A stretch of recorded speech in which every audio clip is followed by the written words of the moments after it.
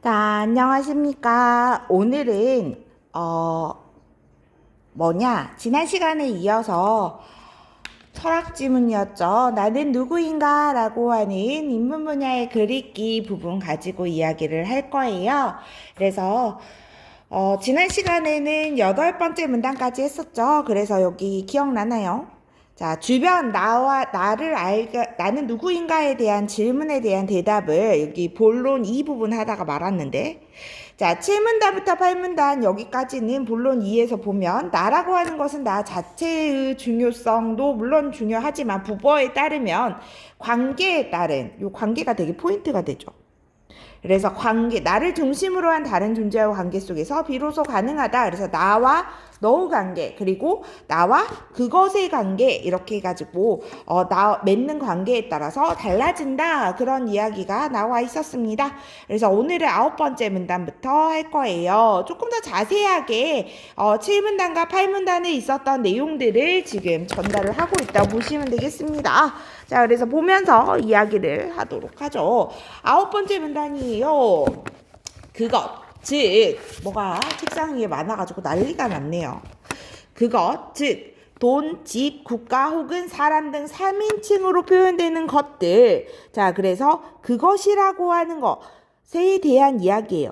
여기 나온 돈, 집, 국가 혹은 그 사람 이런 것들이 다 그것에 해당하는 거죠. 자, 이것은 나의 일부일 뿐 전체가 아니다. 그래서 그것이라고 하는 것에 대한 나와 그것 사이의 관계는 나의 일부일 뿐 전체가 아니다는 건 그만큼 중요도가 떨어진다고 보시면 되겠죠. 그래서 일부분일 뿐 전체가 아니다. 여기 부분 체크를 따로 할게요.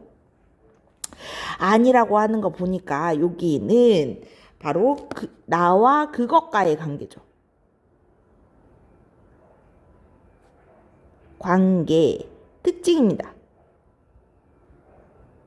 1번. 자, 전체가 아니라 일부분이라고 했기 때문에 이건 국한성이라는 말로 국한된다라고 표현하죠. 국한성이라는 말로 표현이 되겠네요. 자, 예를 들어 조금 더 설명하기 쉽게 내가 물건을 소유했을 때 나는 단순히 물건의 소유자로서의 나일 뿐 전체로서의 나는 될 수 없다.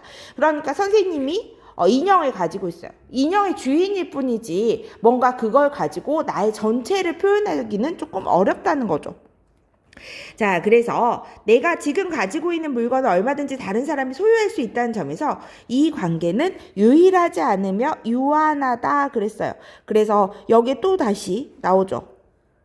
나와 그것과의 관계. 여기 나, 그것, 특성. 두 번째입니다. 어떤 특성을 가지고 있다? 유한하다. 자, 선생님이 집을 가지고 있어요. 내 집은 아니지만. 내 집은 아니면 아니죠. 선생님 집을 가지고 있다고 칩시다. 내가 집을 가지고 있으면 이 집을 가지고 있는 데에서 오는 집을 가지고 있다는 것만으로는 내가 나를 표현할 수가 없단 말이에요. 나의 전체 일부분만 쟤는 집을 가지고 있는 사람이야. 이렇게는 표현할 수 있지만 나라고 하는 사람은 전체를 표현할 수 없다는 국한성에 대해서 방금 설명을 했죠. 그런데 내가 그 집을 팔고 다른 집으로 이사를 가요. 그러면 그 집은 다른 사람의 소유가 되겠죠. 다른 사람의 소유가 되기 때문에 요거는 유일하지도 않고 유한한 성격을 가지고 있다 그 말이에요. 그래서 다른 사람들과 표면적인 관계를 맺었을 때에도 마찬가지다. 이제 물건뿐만이 아니라 사람과 관계를 맺었을 때도 마찬가지래요. 내가 하나의 기능인으로 다른 사람과 어떤 일을 처리한다면 그때 나는 얼마든지 다른 사람과 대체될 수 있다. 자, 솔직히 말해서 너네들 1학년 때부터 2학년 때까지 나한테 배웠잖아요. 국어 선생님 나랑 국어 공부를 했죠. 그런데 생각을 해보세요. 3학년 때 가서 다른 선생님한테 배우면 대체되잖아요. 그렇죠. 만약에 선생님이 이제 갑자기 교생 선생님을 맞았어. 교생 선생님한테 이 부분 수업을 맡기게 되면 이 부분 수업을 하시는 선생님 이 선생님의 역할을 대신해서 할 수 있잖아요. 이런 식으로 대체가 가능하다는 거죠. 그리고 상대방 역시 나에게 하나의 너가 될 수 없고 오히려 하나의 그것으로 전락되는 거죠. 그것이라고 하는 것은 결국 요 그것이라고 하는 말이 되게 중요하죠. 덜 중요한 관계라고 보시면 될게요. 더 의미가 있어 없어? 없어. 유한해. 유일한 관계가 아니야. 그러니까 덜 중요하겠죠. 그렇기 때문에 의미를 가지기가 조금 더 어렵고 이러한 그것과 같은 거는 약간 표면적인 관계를 이야기합니다. 근데 우리가 맺는 여러 가지의 관계는 그냥 단순하게 이런 그것과 같은 3인칭으로 표현할 수 있는 별다른 감정 없이 나의 일부분, 나를 표현할 수 없는 이러한 관계들로만 이루어져 있는 건 아니죠. 자, 그래서 요 보시면 그러나 그랬죠. 그러나 2번부터는 너와의 관계가 나옵니다. 요거 중요하겠죠. 자, 너와의 관계에 있는 나는 전혀 다른 모습으로 등장한다 그랬어요. 자, 그때의 나는 인격 전체라고 합니다. 아이고, 쏘리. 자, 인격 전체입니다. 그러면 여기는 어떤 부분이에요? 너, 나 관계의 특징이죠.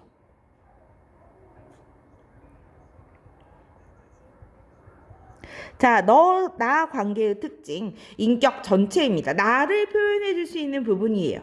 또 다른 무엇과도 대체될 수 없는 유일한 존재이다. 특징 두 번째. 자, 그걸 보니까 여기 보이죠? 인격 전체이다. 대체될 수 없는 유일한 존재이다. 이런 부분들 확인하시면 되겠죠? 자, 그래서 물론 나와 관계를 맺는 너도 그 인격 전체로 나의 앞에 서게 되는 것이다. 그러니까 나라고 하는 이거는 그거네요. 자, 나라고 하는 존재. 그 다음에 너라고 하는 존재는 서로 진심을 다하는 관계라고 생각하면 돼요. 나를 대표할 수 있는, 그러니까 너라고 하는 존재는 나한테 지극히 의미가 깊고 나를 대변해 줄 수 있고 나에게 진심이고 그 상대방도 나에게 진심이고 나도 그 사람한테 진심이고. 그래서 나와 그것과의 관계는 여기 보이죠? 여기 정리가 이렇게 돼 있네. 나와 그것과의 관계는 주체와 객체의 관계예요. 주체가 나고 객체가 그것이겠죠. 그리고 차등의 관계예요. 애정도도 이렇게 약간 되죠. 그런데 나와 너의 관계는 주체와 주체의 동격 관계라고 합니다. 그러니까 나도 진심을 이만큼 주면 너도 진심을 이만큼 주는 관계라는 이야기야. 동격이에요. 서로 두 유일무이한 존재들의 대등 관계이다. 그랬죠. 대등한 관계이다. 그때의 나를 진정한 나라고 할 수 있는 것이다. 그러니까 똑같은 관계이지만 그것을 가지고 있는 그것과의 관계는 좀 나의 일부분일 뿐인데 여기는 일부. 근데 여기는 전체. 사랑하는 사람 생각해보면 조금 더 쉽지 않을까 싶어요. 철학이라서 조금 어렵죠. 자, 그래서 진정한 나는 그 사람의 눈에 비치는 나. 내가 그 사람한테 온전히 보여줄 때 나타나는 나. 이렇게 보시면 될 것 같아요. 예를 들어 얘가 나왔네요. 또 요 예를 들면 조금 더 쉬워져요. 회사에 직원 A가 있다고 하자. A가 있어요. A는 회사 동료들과 함께 업무를 진행하고 있습니다. 그러면 자, 이때 조직 안에서 회사 동료들과의 관계는 그 사람이 가지고 있는 직책 또는 기능으로 만나는 것이래요. 그럼 직책, 기능. 자, 누구 대리님 뭐 이런 식으로 표현해요. 누구 부장님 이런 식으로 직책이나 기능으로 만나는 거예요. 그래서 만약에 인사이동이 있어가지고 그 대리가 가고 다른 대리가 왔어. 일은 똑같이 하잖아요. 그럼 자리를 대신할 수 있죠. 관계는 달라져 안 달라져? 안 달라져. 일이 우선인 관계이기 때문에. 자, 따라서 A와 직장 동료의 업무적인 관계는 나와 그것과의 관계이다. 대체가 가능한 관계라는 거죠. 그러나 A가 일을 마치고 집에 들어왔을 때 아이가 아빠하고 부르면서 달려 나오는 것을 상상해보자. 그러면 아이와 A의 관계를 이야기하죠. 그때 A와 옆으로 갈게요. 뭔가 알 듯 말 듯 하나요? A와 아이는 단순히 아버지와 자녀라는 기능이 아니지. 아빠 대체 가능한가요? 자식 대체 가능한가요? 아니죠. 인격 그 전체가 총동원되는 나와 나의 만남으로 볼 수가 있죠. 그래서 아주 애정을 가지고 정말 중요한 관계와 아니면 그것 대체되어도 상관없는 기능적인 관계 이렇게 차이를 두면서 진정한 나를 발견할 수 있는 관계는 이런 식으로 나와 나의 만남이 가능한 관계라는 거죠. 얼마나 나와 나의 만남을 아니 나와 나의 만남을 나와 너 관계 있죠. 그거 여러분들 주변에서 나와 너의 관계인 사람 누가 있고 나와 그것의 관계인 사람 누가 있나요? 선생님은 대체 가능한가요, 여러분한테? 글쎄요. 욕심 부리지 않겠습니다. 자, 아무튼 그래서 대충 나와 그것, 나와 나 이거의 관계는 대충 알겠죠? 자, 이만 여기까지가 바로 본론 2예요. 11번째 문단까지가 본론 2. 자, 본론 2에서는 진정한 나를 알기 위한 방법이 되죠. 자, 나를 알기 위한 방법 이렇게 확인하시면 되고요. 자, 12번째 볼게요. 그러므로 그랬어요. 나는 누구인가?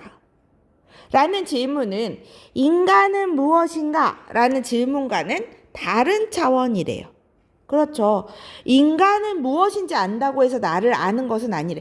무슨 말이냐면 인간이 무엇인가도 역시 철학적인 문제인데 인간은 무엇인가라고 생각을 할 수 있다. 도구를 사용할 수 있다. 어떤 식으로든 정의를 내려줄 수 있는 이런 부분이란 말이에요. 그래서 그거에 대한 이야기가 나왔어요. 자, 볼게요. 인간을 아는 지식과 나를 아는 지식이 동일한 성질의 것도 아니래요. 지금 우리가 봤던 나가 누구인지 아는 것은 인간이랑 나의 그 범주가 아예 다르죠. 나라고 하는 것, 나는 관계를 통해서 나를 진정한 나를 알 수 있다. 그거랑 인간은 무엇인가 라고 하는 거랑 같아 달라. 다르잖아요. 그래서 그 부분을 조금 확인하시면서 보실게요. 자, 인간에 대한 지식은 그것에 대한 지식이래. 덜 중요한 거란 거죠. 인간 전체에 대한 지식이기 때문에 그 중에 일부인 나에 대한 것은 또 다른 문제라는 거예요. 그것은 이론적으로 혹은 객관적으로 규정할 수 있대요. 그것에 대한 지식이에요. 객관적이기 때문에 누구든 원칙적으로 동의할 수 있어요. 그리고 모두가 다 동일하게 생각할 수도 있죠. 여러분들 인간은 생각할 수 있는 존재이다 라고 하는 명제에 대해서 전부 다 동의합니까?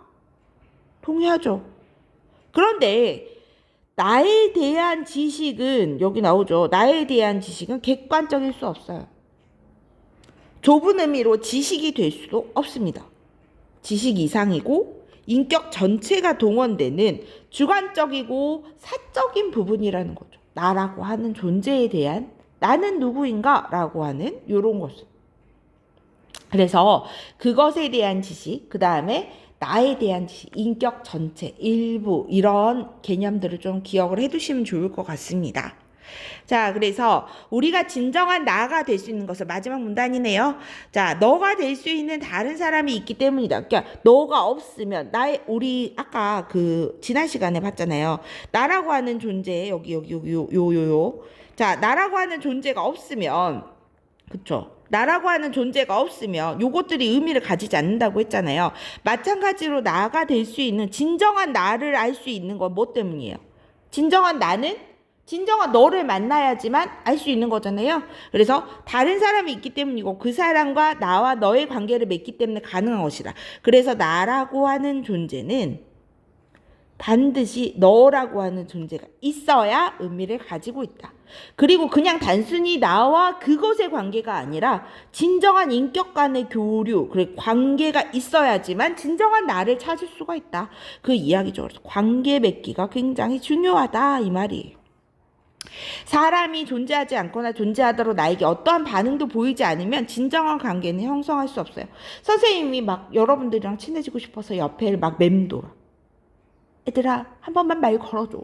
얘들아 내 목소리가 들리니? 막 이러면서 해. 그런데 여러분들이 온라인 클래스 때 다 꺼놓고 아무도 대답하지 않고 그런 관계가 형성이 되나요? 이런 거야말로 EBS 선생님이랑 선생님 사이에 선생님처럼 그 EBS 선생님을 선생님 뭐라는 거야. 자, 아무튼 이 경우에는 여러분들이 반응을 보이지 않고 일방향적으로 선생님이 그냥 다이렉트로 이야기를 한다면 온라인 클래스에서 EBS 강의를 틀어도 상관없는 거죠. 관계가 형성이 되지 않으니까. 지금 관계가 형성되지 않고 있는 것 같아요. 다 정신 차리고 있나요? 자, 이제 자신의 주위를 둘러봅시다. 나는 상대방에게 너인가 그것인가? 자, 우리 반 친구들 중에 너인 사람이 몇 명이나 되는지, 그것인 사람은 또 몇 명이나 되는지. 자, 지금 이야기를 하고 있는 박현정 선생님은 여러분들한테 너인지 그것인지, 그것인 사람은 반성하세요. 왜냐하면 여러분들은 선생님한테 전부 다 너니까요. 좀 감동적이지 않나요? 이렇게 말을 해놓고 부끄러워하고 있습니다. 자, 그리고 상대방은 나에게 너인가 그것인가. 그렇죠. 그래서 나는 그 사람을 너라고 생각하는데 그 사람은 나를 그것으로 생각하는 것만큼 슬픈 짝사랑이 없겠죠. 그래서 주변을 좀 잘 돌아보는 관계의 중요성에 대해서 이야기를 하는 이런 부분들을 좀 생각할 수 있게 하는 질문이었습니다. 결론 부분 정리할게요. 결론. 자, 결론 부분은 봤더니 진정한 나 의미에 대해서 나오고 있죠. 진정한 나는 뭔가요? 그쵸. 진정한 나는 너라고 하는 존재를 만나서 진정한 나를 알 수 있게 된다. 그냥 혼자 있어서는 진정한 나를 알 수 없다. 그 말이죠. 그래서 그 조건 확인하시면 돼요. 이 글에서 가장 인상 깊었던 구절을 적어보자. 전 마지막 부분. 굉장히 감동적이었습니다. 나는 상대방에게 나인가 그것인가. 그래서 여기 보면 박현정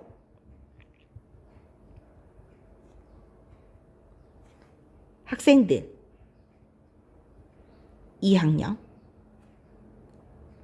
나는 얘네들을 너라고 생각하는데 얘네들은 나를 그것이라고 생각한다는 거지. 그래 안 그래? 반성하고 있어 안 하고 있어? 자, 암튼 무슨 도라이처럼 목소리가 휙휙 바뀌고 있습니다. 자, 그렇게 돼서 학습활동 보기 전에 일단 정리 다시 하고 그리고 나서 넘어갈게요. 오늘 학습활동, 조별활동은 조금 어려울 것 같아요. 자, 그러면 다른 거 가지고 오겠습니다. 잠시만요. 자, 이 부분은 이제 다시 돌아왔습니다.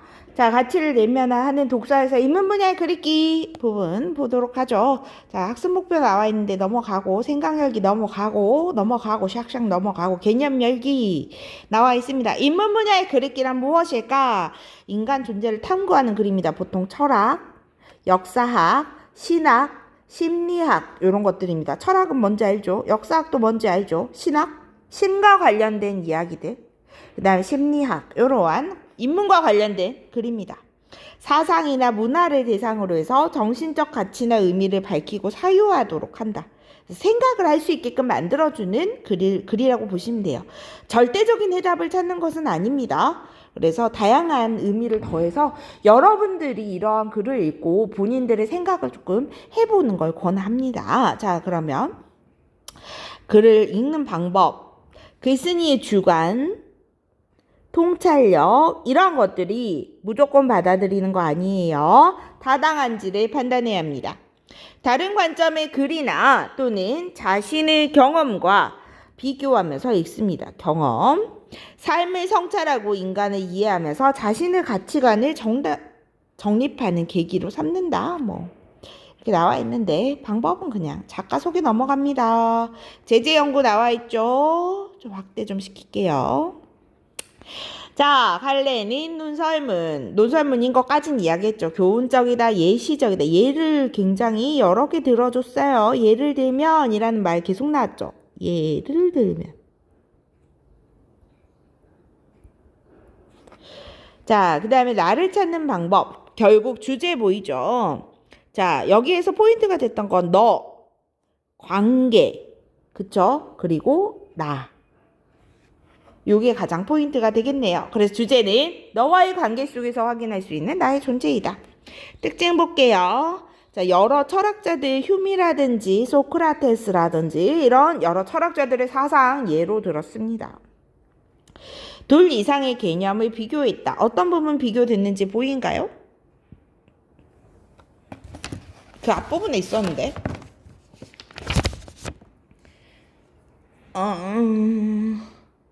뭐 그 있죠. 고대 철학에서 그 뭐시기냐? 둘 이상의 개념이면 나와 너하고 나와 그것이다. 그래서 둘 이상의 개념을 비교했다. 나와 너의 관계, 나와 그것의 관계 이런 개념을 비교를 했다. 질문을 던지면서 글을 끝맺음으로써 글의 주장 무슨 말이지 이거? 주장을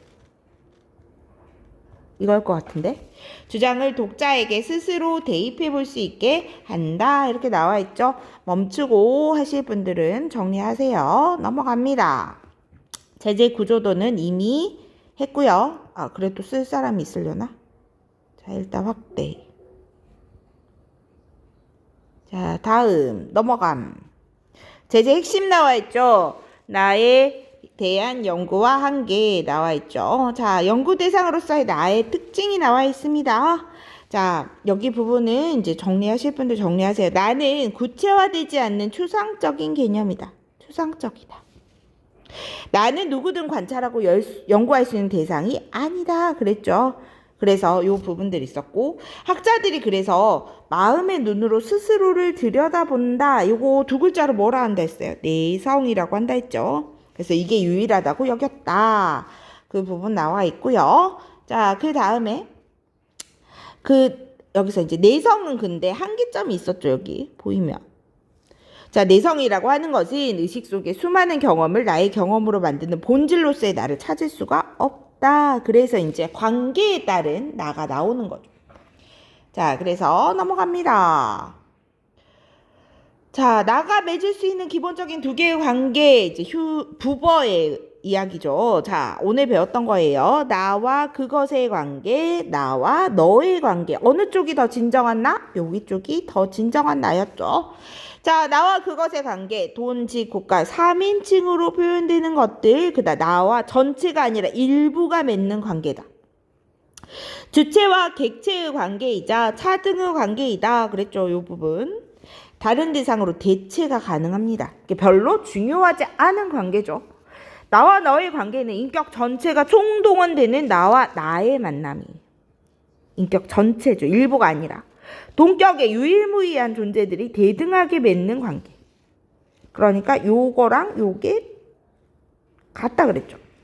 대체 불가능합니다. 진정한 나가 될 수 있도록 하는 관계예요. 그래서 사랑을 해봐야 된대, 얘들아. 여기 좀 이해가 가려면, 그쵸? 좀 더 살아봐야겠네. 요 글을 잘 이해하려면. 자, 마지막 부분에 나왔던 인간에 대한 지식과 나에 대한 지식의 특징 나와 있습니다. 인간에 대한 지식은요, 이론적인 거. 인간은 두 발로 설 수 있다. 뭐 이런 식으로. 객관적으로 규정할 수 있는 성질을 지식입니다, 지식. 누구든지 원칙적으로 동의할 수 있는 지식이자 그것에 관한 지식이에요. 3인칭이죠.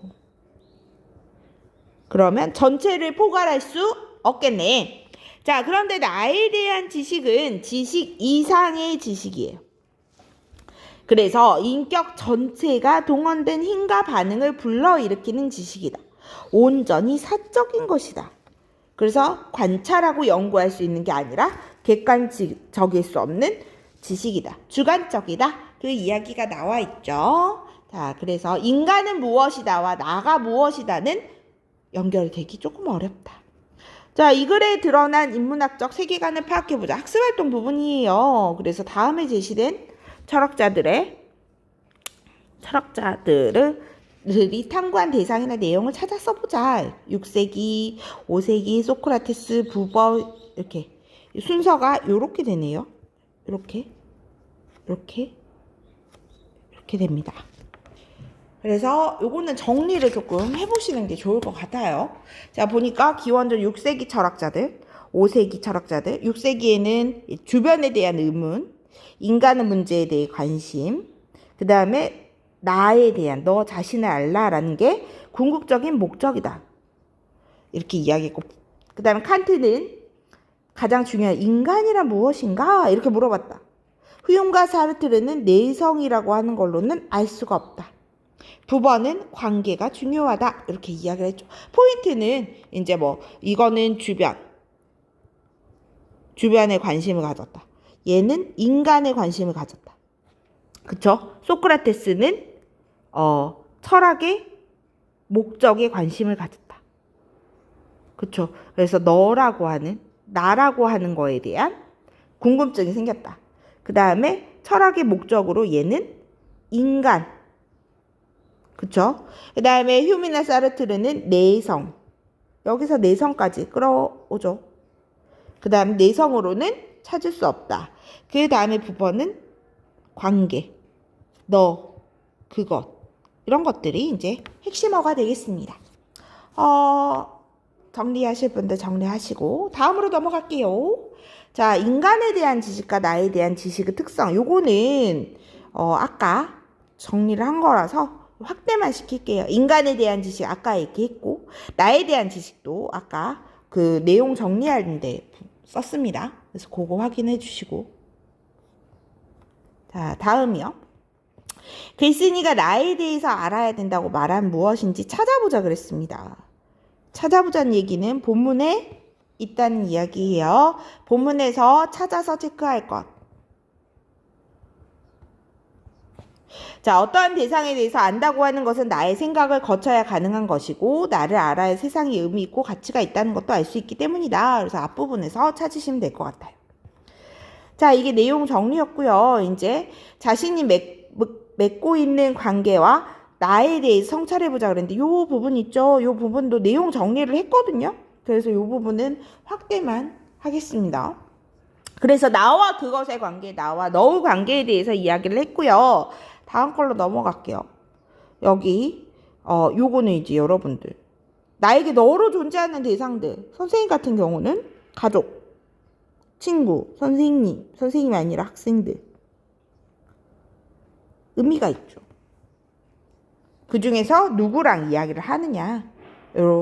너로 존재하는 사람이 생각보다 많아요. 대상들이.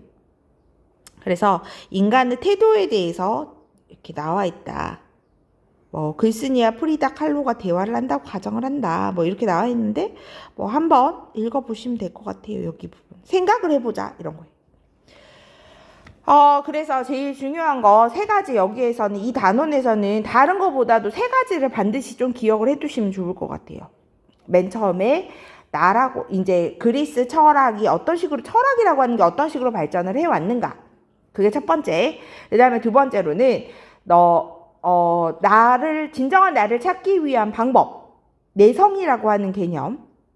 그 다음에 세 번째로는 관계에 대한 개념. 이렇게 세 가지는 반드시 좀 알아두시면 좋을 것 같아요. 자, 그러면 오늘 이제 또 시간이 이렇게 많이 됐습니다. 30분이 되기 전에 끊어야 돼요. 자, 오늘 또 여러분들과 이렇게 그것이 아니라 나가 되기 위해서, 너가 되기 위해서 열심히 노력한 박현정 선생님이었습니다. 여러분들도 누군가에게 꼭 그것이기보다는 너가 됐으면 좋겠습니다. 좋은 말이네요. 당분간 좀 써먹어야겠어요. 자, 오늘도 끝까지 듣느라고 고생 많으셨습니다. 다음 시간에 조금 더 여러 가지 재밌는 걸로 좀 보도록 합시다. 오늘 좀 머리 아팠죠? 다음 시간에 봐요. 고생했어요. 안녕.